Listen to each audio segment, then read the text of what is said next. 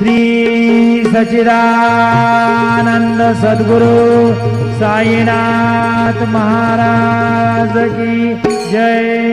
ओ वाळो आरते माझा सद्गुरुनाथा माझा साईनाथा माझा हे तत्वंता दे पराविराता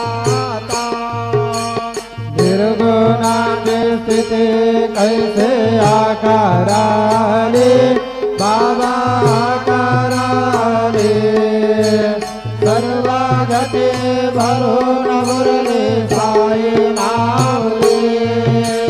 ओ वाळू आरते माझ्या